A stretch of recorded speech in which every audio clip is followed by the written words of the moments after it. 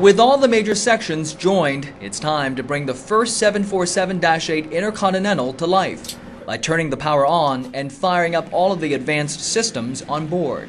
The lab can't simulate everything, so it's important to get to the point where you can start testing the system with the wires as installed on the aircraft. And there are a lot of wires, 133 miles or 214 kilometers worth.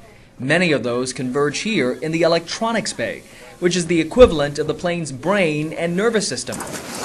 It's where we find Boeing technician Al Swenson. We are checking all the electrical wiring that goes back to the plugs for the APU control. Al and his team have to check the main circuits before power can be turned on throughout the airplane. AGCU1. So while Al monitors the equipment in the electronics bay, his colleague Oliver Dunn is up in the flight deck, checking the response as test signals are sent from this giant computer outside. Second Drager 10495. On. Okay, Kilo 2. Bravo 24 and Bravo 21. Off. We're just making sure the power is being sent to different parts of the aircraft to make sure that everything's wired right. This is especially important for the 747-8 Intercontinental, because beneath the familiar exterior lies a suite of new technologies, all of which need power to function. For example, the Intercontinental features a more powerful flight management computer, the option of dual electronic flight bags, and a new wing with control surfaces that are fly-by-wire, all features that make it easier to pilot the airplane.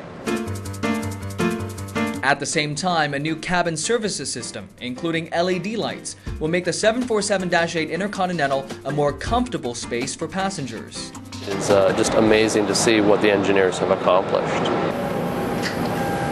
But now comes the moment of truth. Time to flip the switch and plug in the power supply to see if the plane will run with it. Battery on.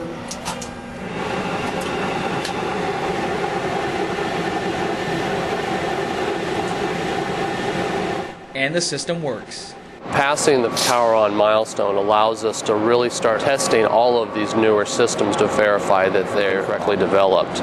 Many more tests are ahead, but this is an important step in bringing the new 747-8 Intercontinental to market.